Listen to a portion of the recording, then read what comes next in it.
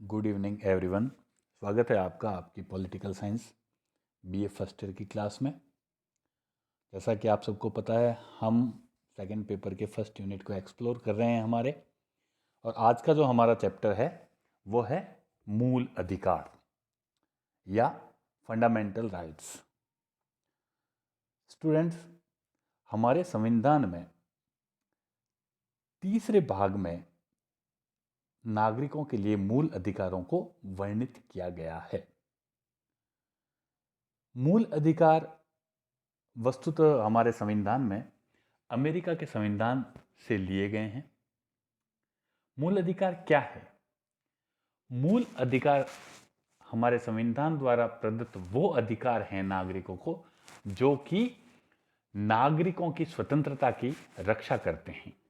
अब नागरिकों की स्वतंत्रता की रक्षा किससे? पहला, एक तो जो सरकार है, राज्य से हमारे अधिकारों की रक्षा, और दूसरा समाज के ही हमारे साथी नागरिकों से हमारे अधिकारों की रक्षा। यानी इसका सीधा सीधा अर्थ है कि मूल अधिकारों के कारण कोई भी सरकार सामान्य परिस्थितियों में, देखिए आपातकाल या इमरजेंसी जब होती है तो मूल अधिकारों को सीमित किया जा सकता है, लेकिन जब तक कोई इमरजेंसी नहीं हो, सामान्य स्थिति में सरकार या राज्य व्यक्ति के मूल अधिकारों को एबोलिश नहीं कर सकता, उनका अतिक्रमण नहीं कर सकता, उनका दमन नहीं कर सकता। साथ ही समाज में कोई भी साथी नागरिक किसी भी दूसरे नागरिक के अधिकारों का अतिक्रमण नहीं कर सकता। अगर ऐसा करता है तो राज्य उसके अधिकारों की रक्षा करेगा, और अगर राज्य नागरिकों के मूल अधिकारों के अतिक्रमण करने की चेष्टा करता है तो संविधान जो है, संविधान द्वारा नागरिकों को उचित राहत उसमें प्रदान की जाती है।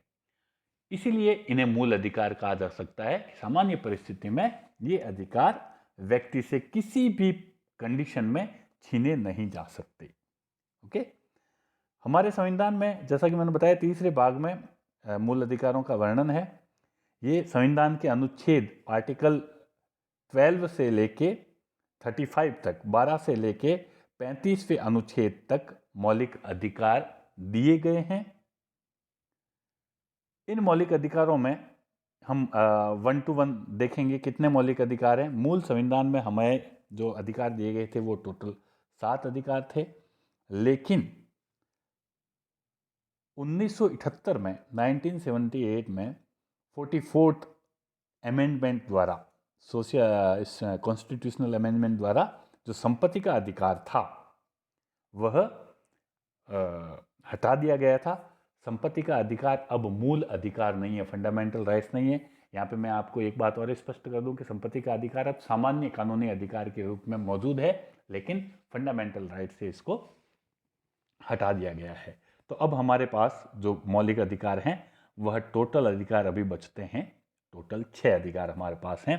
कौन कौन से अधिकार हैं वो हम 1 to 1 करेंगे। सबसे पहला जो हमारा फंडामेंटल राइट्स या मौलिक अधिकार है वह है समानता का अधिकार, राइट टू इक्वेलिटी। संविधान के अनुच्छेद 14 से 18 तक समानता का अधिकार दिया गया है, जिसमें मुख्य तरह से कौन कौन सी समानता है?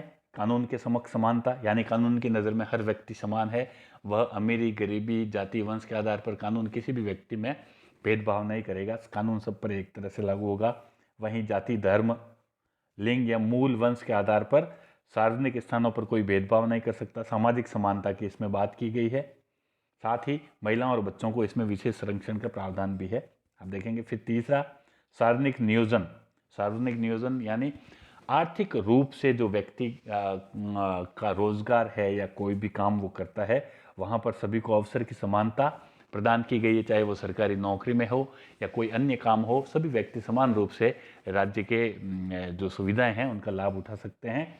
यहाँ पर जो कमज़ोर वर्ग है उसके लिए आरक्षण की व्यवस्था अलग से की गई है, ये विशेष प्रावधान है। आरक्षण के अलावा सभी व्यक्ति अवसर की समानता के लिए एक ही तरह के अवसरों का लाभ उठा सकते हैं।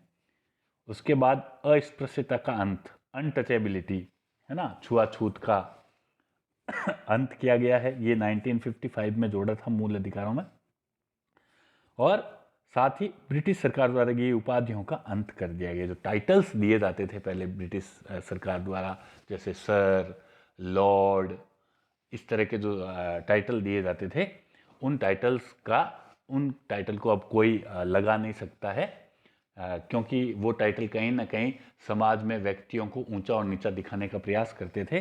लेकिन अभी सिर्फ जो शिक्षा या जो आर्मी में जो उपाधि दी जाती है, जो टाइटल दिए जाते हैं, वो टाइटल ही रहेंगे, बाकी दूसरे सब टाइटल हट जाएंगे। राइट। दूसरा जो अधिकार है वह है स्वतंत्रता का अधिकार, राइट टू लिबर्टी। अनुच्छेद 19 to 22, 19 से 22 तक स्वतंत्रता के अधिकार का संविधान में वर्णन है। इसमें विचार व्यक्त करने की स्वतंत्रता, बोलने की स्वतंत्रता जिसको हम बोलते हैं, कोई भी व्यक्ति अपने विचारों को व्यक्त कर सकता है, कहीं पे भी जमा होने का मतलब है कि आप सभा कर सकते हो, कोई संघ या सोसाइटी बना सकते हो, भारत में कहीं भी आने जाने की आपको स्वतंत्रता है, कहीं भी निवास करने की स्वतंत्रता है, कोई भी जीविकोपार्जन या व्यवसाय करने की स्वतंत्रता है, कुछ भी आप कार्य कर सकते हो, आपको कोई विशेष परिस्थितियों में, सामान्य परिस्थितियों में आपको कोई नहीं रोक सकता। अपराधों के लिए दोष सिद्धि के संबंध में संरक्षण, अगर आप पर किसी भी तरह का आपराधिक अभियोग लगाया गया है तो उसके लिए आपको कोर्ट में आप अपने लिए लड़ सकते हो। संविधान के प्रावधानों के तहत आप अपने आप को दोष मुक्त करने के लिए आपको पूरा मौका दिया जाएगा। स्वतंत्रता हैं आप। शिक्षा का अधिकार, शिक्षा, किसी भी तरह की शिक्षा आप प्राप्त कर सकते हैं, स्वतंत्र हैं। और कुछ दशाओं में गिरफ्तारी और निरोध के संरक्षण, ये जो पॉइंट है, इसमें एक निवारक निरोध है जिसको हम नज़रबंदी या कहते हैं। ये इसको हम कभी अलग से समझेंगे, मैं आपको आराम से कभी समझा दूंगा जब भी आपको दिक्कत होगी या आप पढ़ते हो। लेकिन कई बार अपराध रोकने के लिए होने से पहले ही किसी व्यक्ति को नज़रबंद कर दिया जाता है। उसमें कुछ प्रावधान पहले थे और अभी भी हैं। जैसे आपको पता होगा कि अभी भी राष्ट्र के विरुद्ध कोई आप कार्य करते हैं तो मकोका या रासुका जैसे ऐसे कानून लगते थे, पहले पोटा था, इस तरह के कानूनों के बारे में ये है, तो इसको हम कभी डिटेल्स में जरूरत पड़ेगी तब समझेंगे। नेक्स्ट, शोषण के विरुद्ध अधिकार। शोषण के विरुद्ध अधिकार का हमारे संविधान में आर्टिकल 23 एंड 24, अनुच्छेद 23 से 24 तक वर्णित है। इसमें कोई भी व्यक्ति या सरकार नागरिकों का शोषण नहीं कर सकता। इसमें मानव और दुर्व्यापार और बाल श्रम का प्रतिषेध है। आपको पता होगा 14 वर्ष तक के बालकों को कहीं भी जोखिम के कार्यों में नहीं लगाया जा सकता। और साथ ही ह्यूमन ट्रैफिकिंग या जो मनुष्य का एक तरह से व्यापार होता है उसको बंद कर दिया गया है, उस पर रोक लगा दी गई है। किसी भी प्रकार की शारीरिक या मानसिक शोषण पर प्रतिबंध लगाया गया है।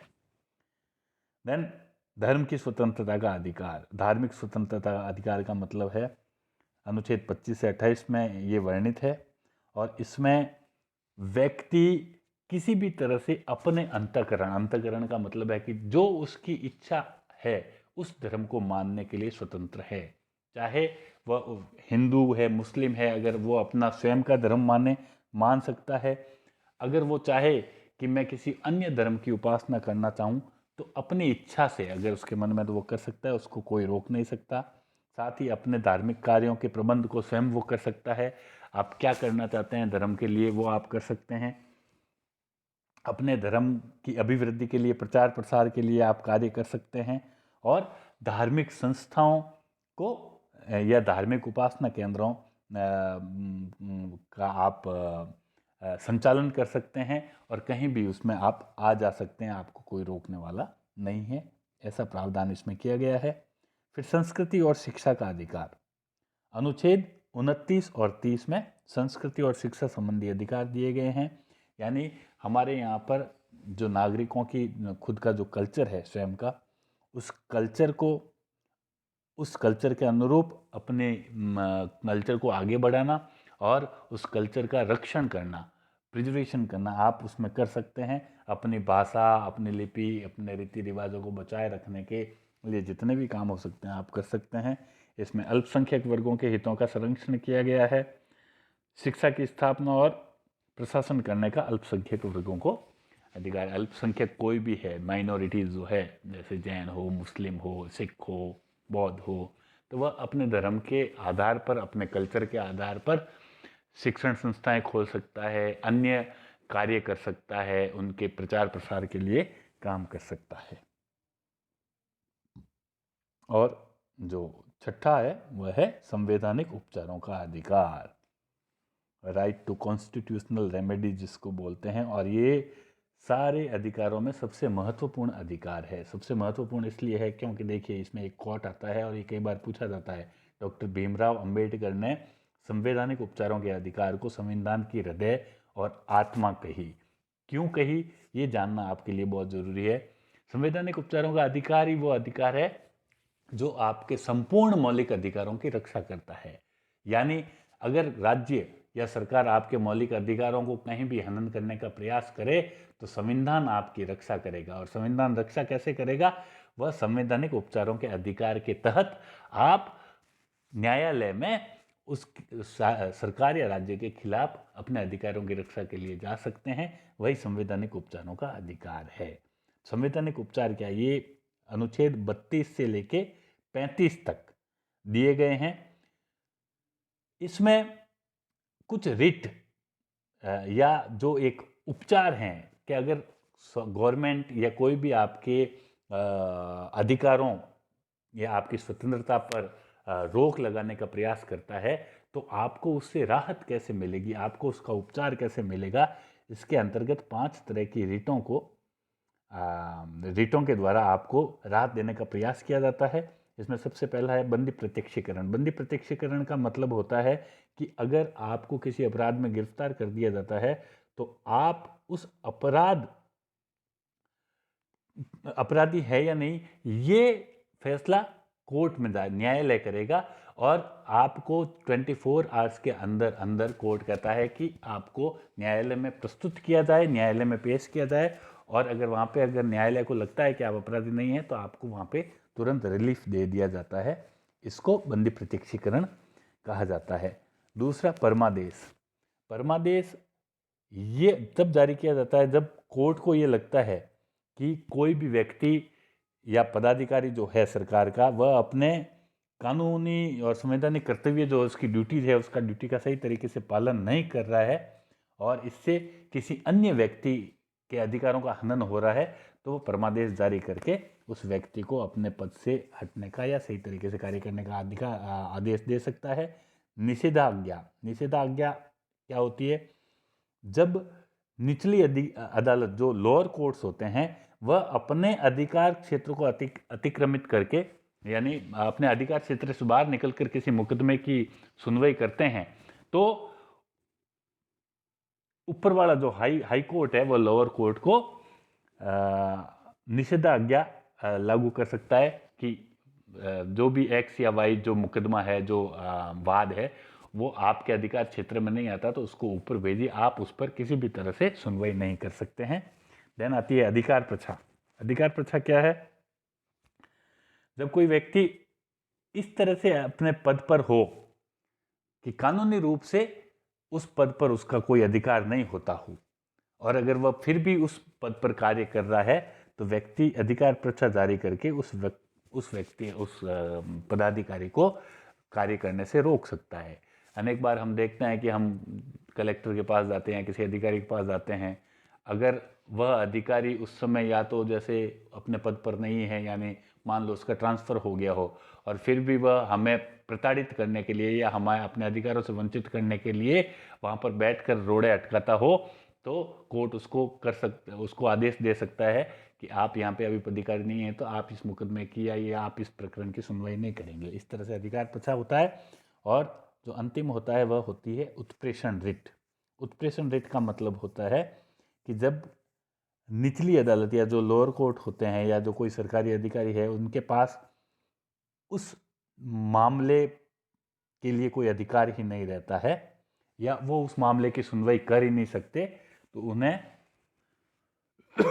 कोर्ट उसके ऊपर वाले न्यायालय में या उसके ऊपर अधिकारी को सीधे उस मामले को हस्तांतरित कर देता है। और इस तरह से अगर कोई जानबूझकर अपने अधिकारों, नागरिकों के अधिकारों को रोकने का या स्वतंत्रता का हनन करने का प्रयास करता है, तो इन सभी संवैधानिक उपचारों के द्वारा हमें राहत प्रदान की जाती है। सॉरी। तो हमारे पूरे जो फंडामेंटल राइट्स है इस तरह से हैं। इंग्लिश मीडियम वालों के लिए एज इट इज़ नोट्स यहाँ पे है। फंडामेंटल राइट्स जैसा कि मैंने बताया आपको कि हमारे पार्ट 3 में आर्टिकल 12 से लेके 35 तक है। अमेरिका के संविधान, ये कॉन्स्टिट्यूशन, हमने इसको बोरो किया है।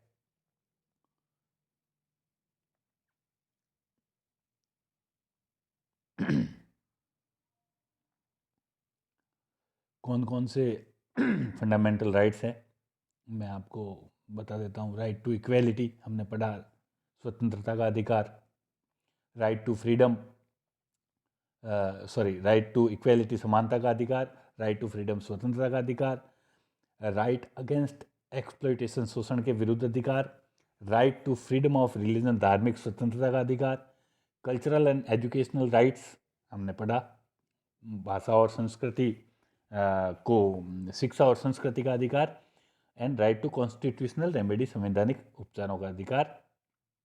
ये सारे अधिकार हमने अभी एट ए ग्लांस देखे हैं। आप बिल्कुल ही सरल भाषा में मैंने आपके समक्ष इनको रखा है। और राइट टू कॉन्स्टिट्यूशनल रेमेडीज़ में जो रिट्स हैं, मैंने अभी बताया था कि किन साधनों द्वारा हमें उपचार दिया जाता है या हमें रिलीफ दिया जाता है, वो हमने अभी पढ़े हैं। हेबियस कॉर्पस, जो कि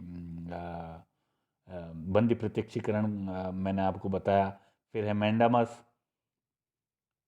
उसके बाद certiorari, and then quo warranto, and then prohibition. ये पांचों रिट्स है जिनके द्वारा अगर हमारे संवैधानिक अधिकारों पर किसी भी तरह का कोई हनन करने का या अतिक्रमण करने का प्रयास किया जाता है, तो इन साधनों द्वारा हम न्यायालय में जाके अपने अधिकारों की रक्षा कर सकते हैं। ओके, आप डिटेल्स में इसको देखना चाहे तो बुक्स होगी आपके पास, आप देख सकते हैं। और किसी भी तरह की डिटेल्ड क्वेरी के लिए आप मुझसे कभी भी कांटेक्ट कर सकते हैं। Good night and thank you.